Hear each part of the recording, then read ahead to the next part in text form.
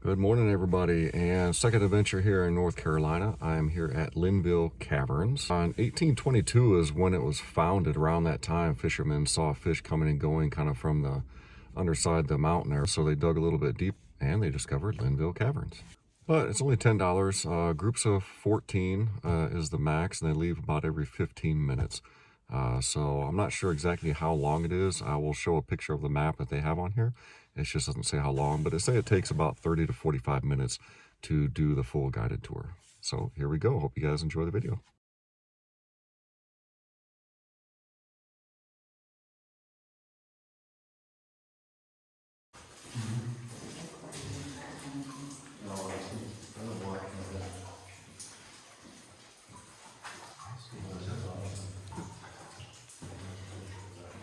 Alright, so welcome to inside of Humpback Mountain.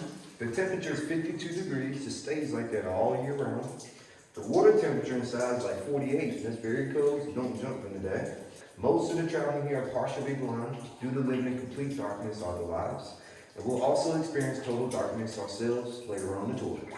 And like I was telling you out outside, everybody talk or watch your ears. As you see, we got headache rocks in the middle of the walkways. And further in the tour, we got concussion rocks, so watch your ears. Also, the floors are very wet, so they could be slippery in some areas, so just watch your step as you fall in. With that one upper level, we call it a ballroom. It gets its name because it has a smooth-like dance floor surface. And the ballroom is guarded by an alligator, so use your imagination as you follow my light. Right there, it looks like a snout, a long row of teeth, and there's an eyeball. But everything we're seeing now is not man carved. This is all made from water. So there's two different species of bats that hibernate in here. We got tricolor and brown bats. This thing coming out the side of the wall, that's called flowstone. You're gonna find flowstone throughout the caverns. And the longer we look at that, it almost starts to resemble a bat. If you can see the resemblance of that. And the center looks like a head about the size of your fist. Then it has a 3 feet of wingspread on both sides. If you want to see a bat, say a little Wally, the Walmart bat. So we can knock bats off our checklist today. So we call this our deserters fireplace. We did have some soldiers from both armies during the Civil War coming here to hide. They did not want to fight the war. So what we're standing on around their time was a large sandbar, and this is the widest part of the caverns.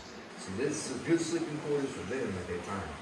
But what led to their capture, all their smoke was leaking out the cracks and the fissures above the mountains. The locals thought the mountain was on fire.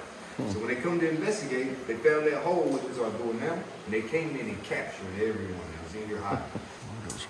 From the floor to the ceiling is 23 feet high. You gotta know what those things are that's hanging above your heads? Stalactites or stalagmites? Right, they're stalactites, they hang tight, that's a good way to remember them. Stalagmites might reach the ceiling one day, so they go from the floor upwards.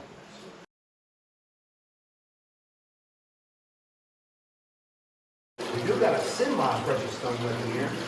Right? It's called Carnelian. Carnelian is translucent. It gets this orange coloring from iron oxide. Another word for iron oxide is just rust. So all this stuff glowing has carnelian. It's only worth like 50 cents a piece for a stone like this big.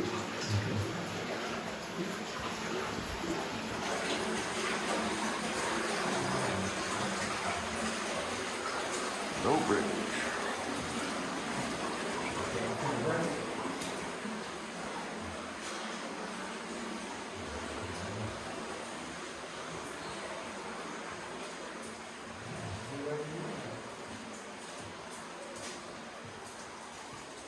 Look at this big green thing here. So that's the largest stalactite that's inside the caverns. It takes 125 years per cubic inch to form a formation that large. So we estimated that to be around 160,000 years old. Above our heads here, where it's barely dripping water right now, that's the largest flowstone formation inside. And we call this our frozen Niagara, as it might appear to look like a frozen waterfall to us there. All right, we're gonna get dripping on this a little bit, and we'll go around this bend. There's 2 archways to watch out for once we get around here. All right, follow me safely, watch your heads. First archway.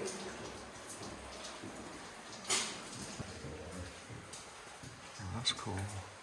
That is really cool. up the stairs.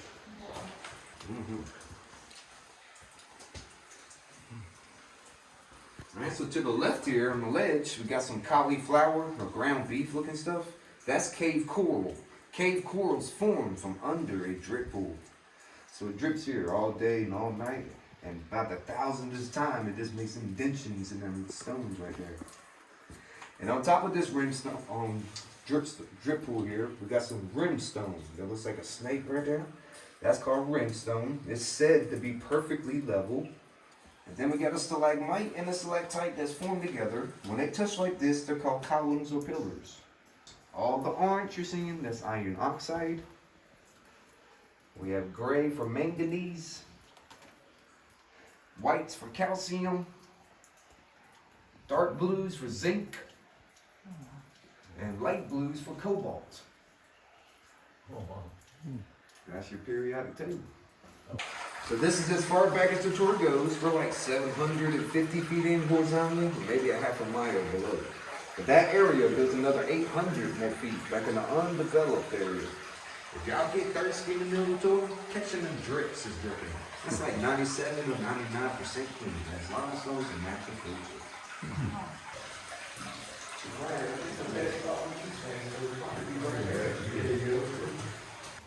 Alright, above our head, we got a crack in the ceiling. That's a fault line. That reaches from Georgia all the way up to Maine. But it says since the caverns have been open to the public since 1937, it has not been active, not one bit. Notice we got some lines going down the walls. This is called cave bacon, also known as flower stone. The slower the water flow, the thicker the lines are. So that's faster motion there, slower right there. That is cave bacon, aka flower stone. Alright, I'm just gonna pass by through here. Pardon me. Alright, everyone. Follow me this way very carefully. Watch it, Andy.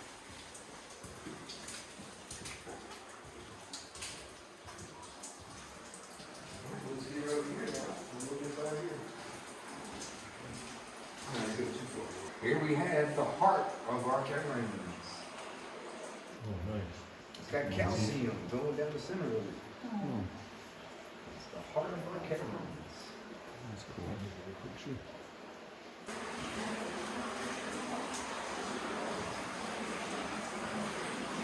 So has anybody been dripped on since you've been inside? Yeah, a little bit. See the drinks up. That's a good thing. That's a kiss from the mountains, and it's 3 days of good luck. These are early stages of a stalactite, like you seen the big ones over there. That's the baby stalactites.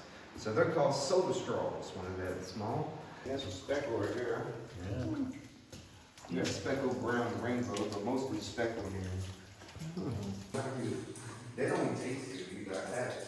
Try it brown, try it. It tastes more muddy and dirt. Rainbow's my favorite trout. It tastes a little bit more cleaner. And they don't discolor at all, do you? No, sir. They stay. Yes, sir. And these fish are able to swim in and out naturally. Nothing's in your trap. We do try to keep otters from coming in because they do eat the fish too. So there you have it. Very informative guide. Knew quite a bit. A lot of great information. There was one section to where he turned off all the lights in the cave to show you how dark it is. It's pitch dark. Put your hands in front of your fingers. You couldn't see anything. So they say after about 6 months, you can go completely blind if you were to stay in those conditions. The tour was, about 32 minutes long. So pretty neat cavern.